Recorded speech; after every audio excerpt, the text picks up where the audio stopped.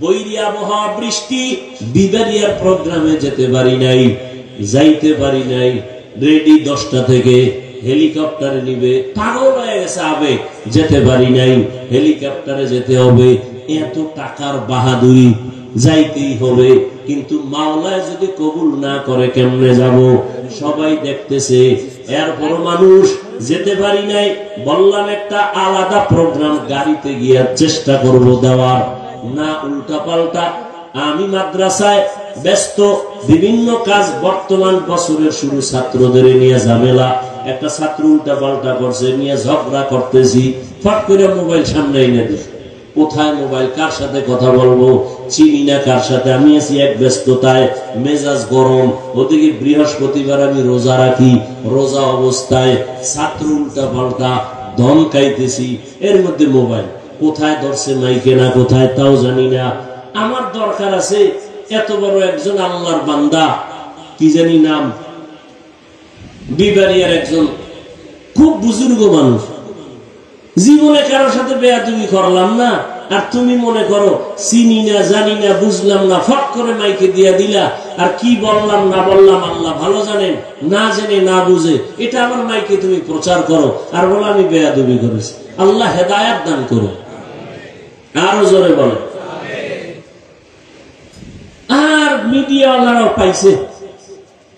মাঝে মাঝে এত কষ্ট লাগে, তাহলে আমরা বেদাতীদেরকে গালি দেই কেন? আহলে বাতিলদেরকে গালি দেই কেন? জামাত ইসলামীর লোকদের বিরুদ্ধে অনেক কথা বলা হয় কেন? কই তারা তো তাদের আপনজন নিয়ে মাঠে ময়দানে কাদা ছড়াছড়ি করে না। আমাদের কওমের মধ্যে এই দুর্বলতা কেন? আমার মনে পড়ছে চট্টগ্রামের খতিবে আজম সিদ্দিক আহমদ রহমতুল্লাহর কথা।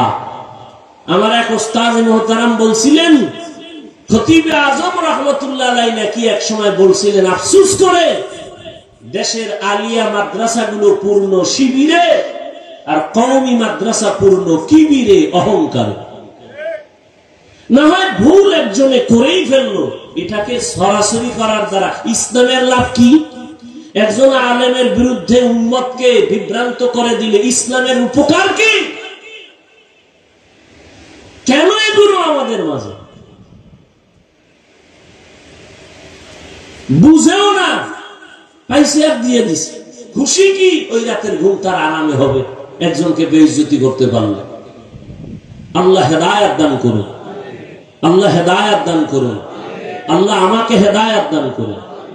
আমার এলেম নাই, আমল নাই, চলি আল্লাহ ওয়ালাদের নেক নজর, মা বাবার দোয়া। আমি বেয়াদবি করবো কেন?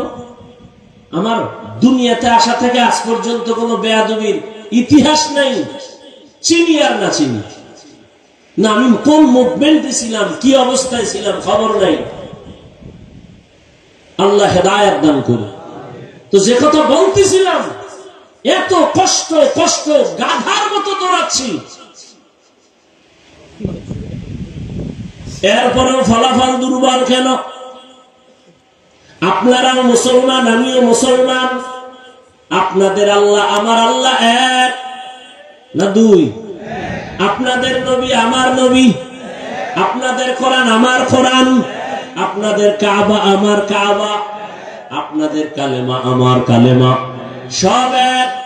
দুনিয়াতে আসছে সিস্টেম এক, বিদায় বলা কাফনের সংখ্যাও এক।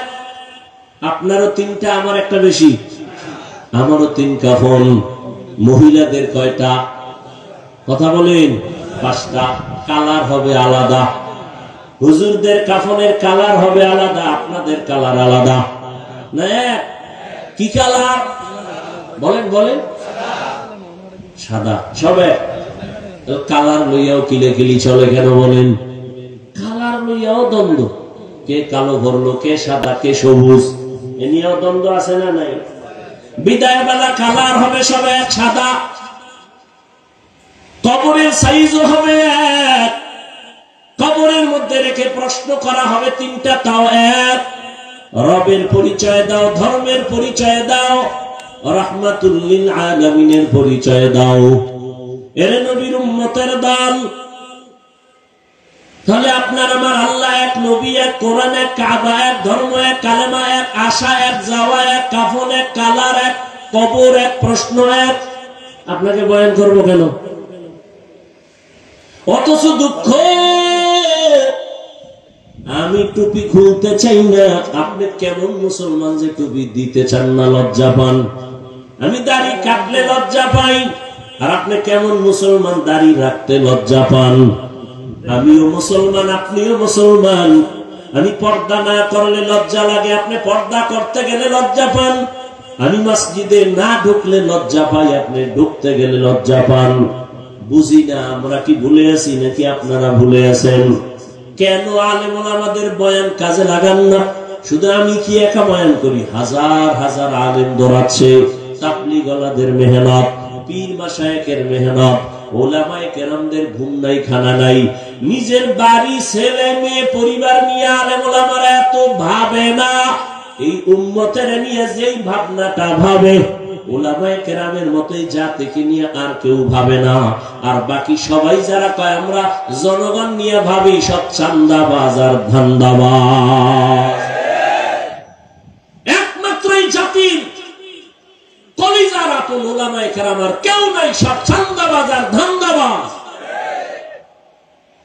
সবাই চিন্তা করে আমার চেয়ার কেমনে ঠিক রাখবো, অমুকের চেয়ার থেকে নামায় আমি ক্ষমতায় বসবো। আর ওলামায়ে কেরামের এই চিন্তাই নাই। ইমামতি থাক আর যার টেনশন নাই, মাদ্রাসার শিক্ষকতা থাক যার টেনশন নাই, কিন্তু উম্মতের চিন্তায় বিভোর, কোনো টেনশন নাই। উম্মতের জন্য একটু প্রচেষ্টা, আবার আল্লাহর কাছে কান্নাকাটি করে, পাও ধরে ধরে ধরে ধরে নরম নরম ভাষায় বয়ান করে। ভাইজান টুপি পরেন, মা বাবার খেদমত করেন, মিথ্যা বলবেন না, মানুষের সাথে খারাপ ব্যবহার করবেন না, বড়দের শ্রদ্ধা করবেন, ছোটকে স্নেহ করবেন, সুন্নাত অনুযায়ী ঘুমাবেন, নবীর আদর্শ মতো খানা খাবেন, কাউকে গালি দিবেন না।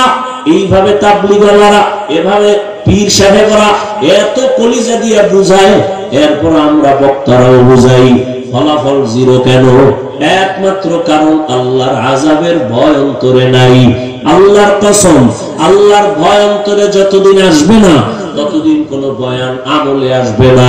আর আল্লাহর ভয়টাও কোনদিন অন্তরে আসবে না যতদিন পর্যন্ত মানুষটা আল্লাহ ওয়ালার নজর লাগাবে না। আল্লাহ ওয়ালাদের নজরের দ্বারা তাকওয়া অন্তরে জমা হবে। যারা আল্লাহ ওয়ালা মানেই না,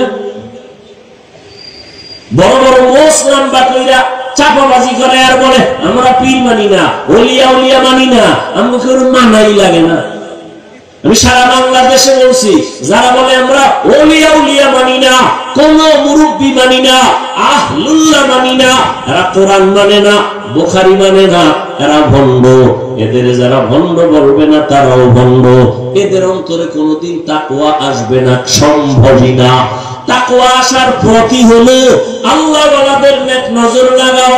একটু আগেই বলছি, আল্লাহর ওলি যারা, তাদের নজরের মধ্যে পাওয়ার আছে, তাকওয়ার পাওয়ার।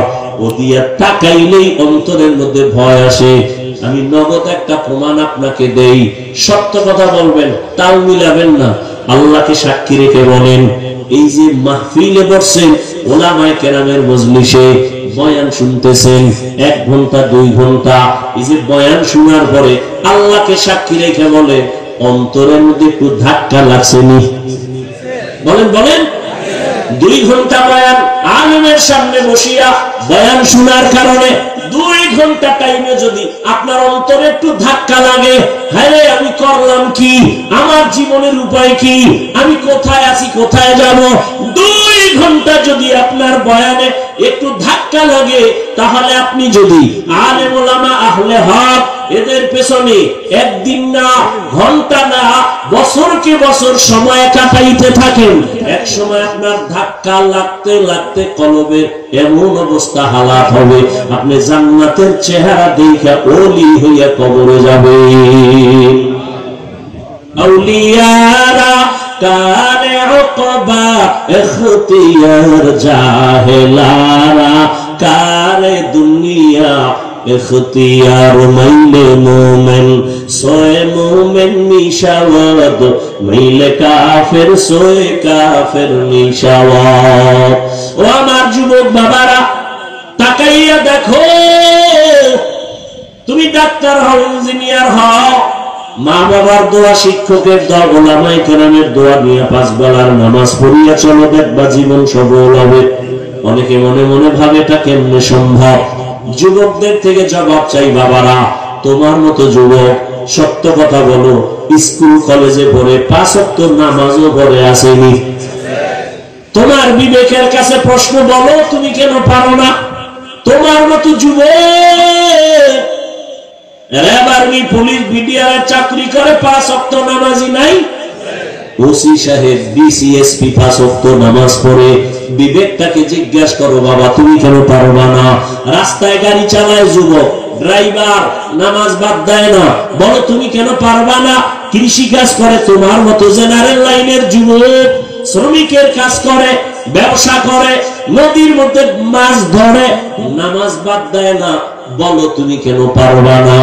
আসলেই তোমার কপালে না জানি কারো বদদোয়া লাগছে। আল্লাহ বুঝি গুনার কারণে বেজার হয়ে গেছে। না হয় তোমার মতো যুবক স্কুলে পড়ে নামাজ পড়ে, তুমি কেন পারবা না? তোমার উপরে বুঝি মা বাবা বেজার, না হয় কোনো আলেমের অন্তরে কষ্ট দিছো, না হয় কোনো শিক্ষকের অন্তরে বুঝি কষ্ট দিয়ে বদদোয়া দিছো। এখনো সময় আছে, তওবা করো।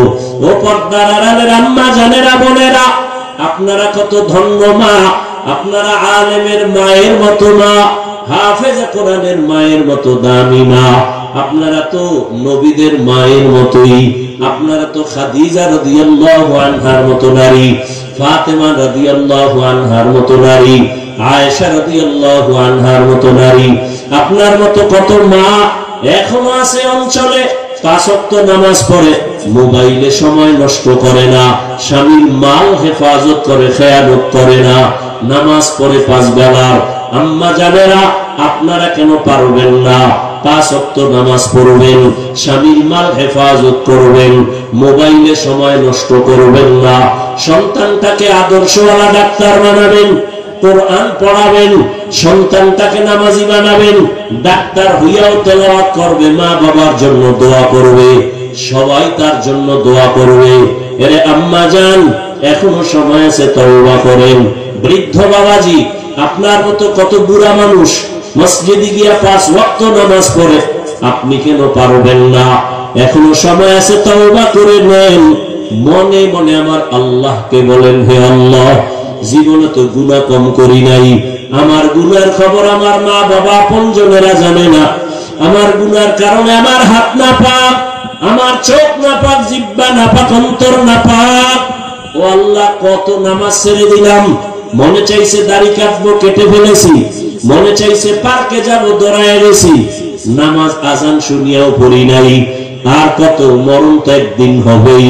আজকে থেকে তওবা করে নিলাম, যেখানে থাকি যেইভাবেই থাকি, আর নামাজ ছাড়বো না, দাড়ি আর কাটবো না, বেপরদায় চলবো না। মা বাবার দোয়া নিয়া, শিক্ষকের দোয়া নিয়া, উলামায়ে কেরামের নেক নজর দোয়া নিয়া, নবীজির আদর্শ মতো জীবনটাকে চালাবো। তওবা করার মতো যদি নিয়ত হয়, মুনাফিকি যদি কারো অন্তরে না থাকে, আল্লাহর ভয় অন্তরে নিয়া খাঁটি তওবার নিয়ত যাদের আছে, দুটো হাত আমার আল্লাহকে দেখায় দেই। আল্লাহ হাতগুলো কবুল করে নেন, তওবা কবুল করে নেন। তওবার উপরে মজবুত হইয়া নবীজির আদর্শ মতো চলার তৌফিক দান করেন, আমিন।